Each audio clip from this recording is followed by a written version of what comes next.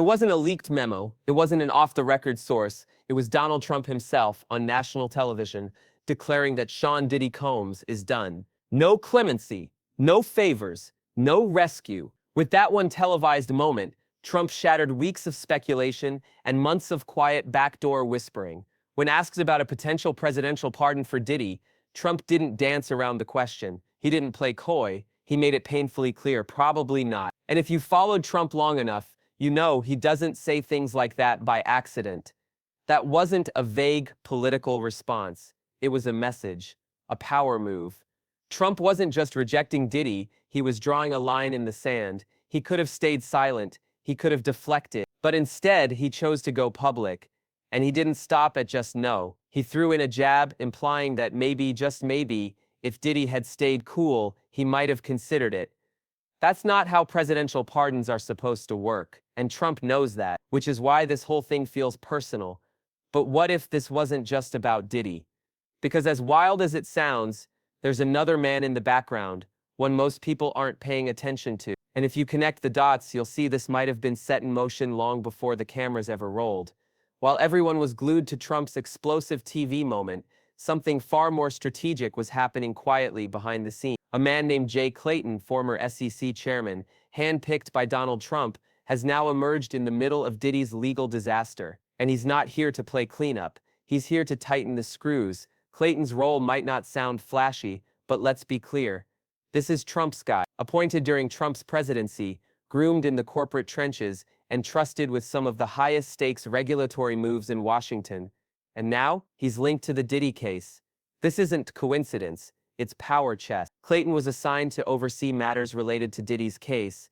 At a federal level, an appointment that immediately raised eyebrows among legal insiders. Why would someone of Clayton's background be pulled into a criminal prosecution tied to the entertainment world? Here's the theory gaining traction.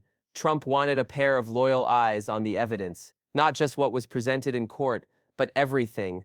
The sealed files, the redacted names, the deep archive of material that never made it to trial. Jay Clayton, acting as a bridge between federal oversight and Trump's inner circle, may have been the perfect person to deliver the real story and potentially uncover things that made even Trump back away. Just when the courtroom drama seemed to peak, the judge stumbled on something that didn't make sense, a sealed portion of the case so heavily redacted that even he couldn't follow it. That's not normal. Judges usually sign off on redactions because they understand what's being hidden. But in this case, the judge had one question for the prosecution.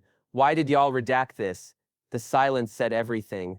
What the court discovered was a mysterious section of the case, using pseudonyms, fake names to mask identities that still haven't been publicly revealed. These weren't just minor redactions. These were intentional smokescreens, hiding names, actions, and possibly entire subplots that never made it into the main trial narrative. The judge was so alarmed, he ordered the government to unseal the redacted section by August 4th. Why is that important? Because no one, not even the judge, knew who these names belonged to. And if federal prosecutors are going out of their way to bury identities, you can bet it's because what's underneath is explosive. Word is these aliases might tie to other celebrities, political figures, or even victims whose stories are still being pieced together. It was supposed to be just another footnote in the case, a passing mention buried in the paperwork. But then the details surfaced, and suddenly everyone was asking the same question. Did Diddy drag Trump into this without even realizing it? According to courtroom whispers and sealed testimonies, Diddy reportedly hosted freakoffs, wild invite-only parties in none other than Trump-owned hotels. These weren't your average after-parties. We're talking about high-profile guests, closed doors, NDAs, and allegedly deeply compromising behavior that's now being investigated as part of the broader case. It's unclear whether Trump had any direct knowledge of what went down in his building. But think about it. If you're Donald Trump, former president, real estate mogul, and media lightning rod, and you suddenly find out that a man on trial for sex trafficking was allegedly throwing secret parties in your hotel properties, you're not just mad, you're furious. And here's where it gets dark. Insiders believe Trump didn't fully realize the scope of these allegations until his own guy Jay Clayton reviewed sealed materials tied to Diddy's case. That means Trump may have only recently learned how closely his brand was entangled in the scandal. For a man obsessed with image, legacy, and control, that realization would have felt like betrayal. When Trump sat down for that interview, he wasn't reading from a script. He wasn't being coached by legal aides. He was speaking the way Trump always does, unfiltered, raw, and reckless. But this time, what he said might come back to bite him. Talking about Diddy, Trump didn't just say no. He implied something deeper, that if Diddy had stayed cool, maybe a pardon would have been on the table. That kind of phrasing might sound like typical Trump bravado, but in the legal world, it's dangerous. Because the presidential pardon power is supposed to be non-personal. It's not a loyalty reward. It's not a revenge weapon. But Trump, in just a few offhand comments, turned it into both. Legal analysts were quick to pounce. They noted that Trump's comments painted a picture of a man who weighs pardons based on who stayed loyal or who rubbed him the wrong way. That's not just ethically questionable. It could expose him to serious scrutiny down the road, especially if he returns to office. But here's the thing. Trump doesn't care. He's not thinking about optics. He's thinking about control. And in this case, he wanted it on record that Diddy is not getting a lifeline. He wanted everyone watching, prosecutors, judges, and the public to know that he's not stepping in to save anyone. With Trump making it crystal clear he won't be stepping in, the federal prosecutors wasted no time. Within hours of the broadcast, insiders say the mood in the courtroom shifted. Whatever hesitation was lingering in the background, gone. The gloves came off. The prosecution team, emboldened by Trump's public stance, filed new language suggesting significant time is on the table for Diddy. And they didn't stop there. Legal commentators say their tone is different now. Sharper, colder, more final. It's not just about proving guilt anymore. It's about making an example. This is where Jay Clayton's influence looms large again. Insiders speculate that Clayton, having combed through sealed documents and raw files, fed the prosecution a roadmap. The kind of roadmap that points to missing evidence, buried leads, and connections the original trial didn't fully explore. And now, the feds are ready to reopen some of those doors. The case is no longer just about Diddy's past. It's about what's been hidden, who else might be involved, and how far the rot goes. Prosecutors know the public is watching. Trump's enemies are watching. And now, they want this conviction to stick hard. The deeper you dig into this case, the clearer it becomes. This may have never been just about justice. Not entirely, because when you strip away the headlines, the court filings, and the redactions, what you're left with feels personal, strategic, almost vengeful.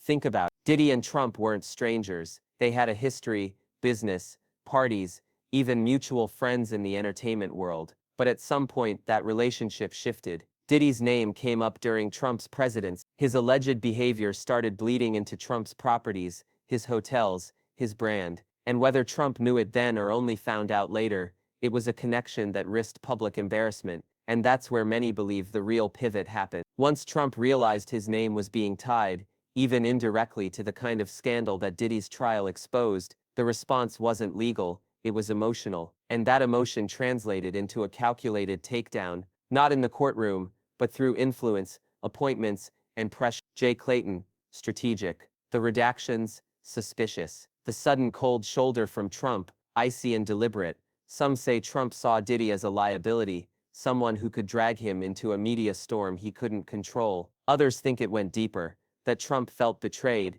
used, played. And if that theory is true, then this wasn't about distance. It was about payback. Yo, tell you about what happened last night, right? Snoop come backstage in the Barclays, right? So he come, he smoking the weed and shit. Yo, this niggas was smoking bro. Like, that shit was not even regular weed, I promise you. Crazy. Like, I'm high as a mother, and I ain't even smoking. So, I'm like, he said, yo, you want me to do anything? I pop out. I'm like, all right, cool. We do something. You know what I'm saying? Then the promoter came in. He saw the money. When the money came, that ass went up like. I should have known right there not that I have to go on stage. But then I love him come on stage. After he come on stage, he talking about, yo, you gotta give me something. You gotta give me some money. Huh? What you talking about? Why you didn't get that from the promoter? You gotta charge these. Man, this is not me, man. This is them, man. They. But in order for him to not, he either gonna have to accept the challenge or up. Those are the only two options. I'm gonna do my job as a Yeah. I'm going to communicate. Yeah. I'm going to communicate. Yeah. In a Kevin Hart-esque way. Yeah. What was said. Yeah. And what we feel should happen. That's it. Let him know the king on this trail. But I don't want nothing but action. I don't want nothing but action and opportunity. Say no more. Say no more. I would do my job. And I would love to get on live with you and go and do this in front of millions.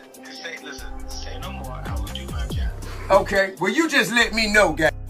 Cause I'm looking for a jet. He got a party tonight. I'm looking for a jet. I'm going up there and I'm gonna commandeer his celebration. Jesus Christ. That man said commandeer. When you start using words like that, that's when you're serious. I'm gonna commandeer his celebration. Let him know happy birthday and all that old. But what the is you gonna do, sir? Yeah, you want the smoke. You want all the smoke. I got to. Say no more. These under their breath about us all these years. What is it good news? I ain't said nothing. No, but you from Philly. You from Philly. Y'all have y'all own battles with New York. You from Philly. That ain't no. We got our own. That ain't for us. That ain't for us. That ain't for us. You know? No. That ain't for us. Yeah, that ain't for us. You dig what I'm saying? Y'all gotta make it to the mailbox and back alive. You know what I'm saying? That ain't for us. You know what I mean? But Atlanta versus New York. I'm the king down here. I'm speaking for the people down here. Don't go around me. Don't talk to nobody but me. Don't nobody go no smoke but me. You speaking for New York? Bring it on. Let's see who really got the goddamn action going. Let's see who really is the down here. Give me an hour. I'm about to get on the horn. Okay. I'm about to take a shot. Yes. I'm about to take a shot. I need to take me one too, guys. Yeah, take a shot. Yeah. It's my birthday. Take a shot. Yeah. Hey, man. Hey, Huh? before I go, Huh? I love you. Yeah, well, I love you too, man. But it ain't about all that right now. Not right now. Not right now. Okay, stay Hey, not right now. Cause I need action. Action. I'm doing this for my You got a beef or something, man? Because I seen a post today where they were saying that you were supposed to be in I guess one of the power what's the name? I guess two of the actors on the show said that you were actually supposed to be on the show, and then they replaced you with Method Man, and they weren't expecting it or something. No, that's not true. 50 and I, we were executive producers on a different show outside of the Power universe. But nah, man, me and 50 cool. I'm the only one who's not offended by his brass approach, and he's not offended by mine. So, you know, we play rough, but we ain't no issue. Hey, what's happening, homie? This TAP, man, you know what I'm saying? You watching Hard Knock TV, you understand? My homegirl Ace Bombay gives you into your West Coast style. Cali loving it, you did that, and you heard it from the king, K-I-N-G, period. Except no substitutions, you did?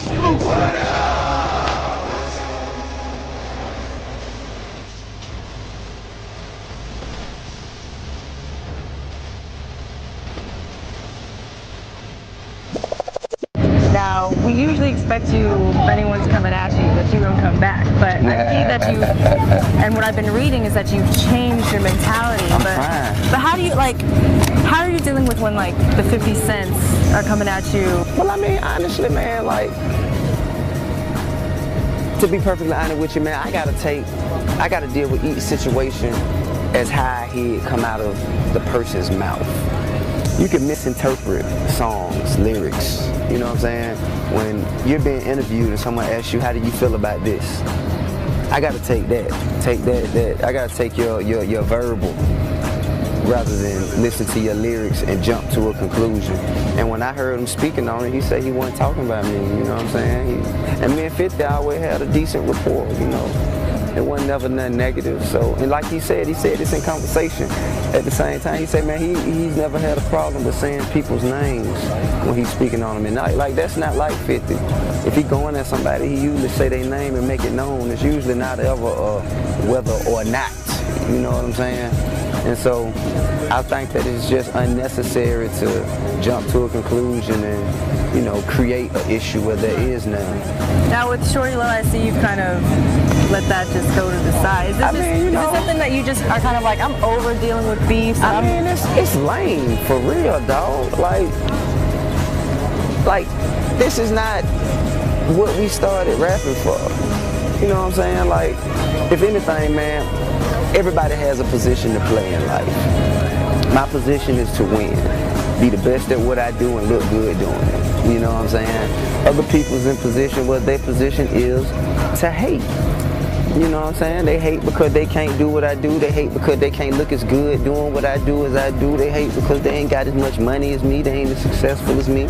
So, because of that hate from within, they spew negativity without, you know, on the outside. Like, and I acknowledge that, I accept that, and after that, man, you know, ain't nothing to do but address it, dismiss it, and destroy it. Period. That's all you gotta do, man. Success, man, kills all that, dog. Success kills all that. You know what I'm saying? At the end of the day, you can say what you want to say, homeboy, but I'm still where I'm at, you still where you at, partner, and ain't nothing gonna change about that, homeboy, and I know you hate that. But I'm laughing like high. What do you think? What exactly is happening between these two? Let us know in the comments below. And if you like this video, hit that subscribe button so that you never miss out on any new videos. Until then, fam, keep it real.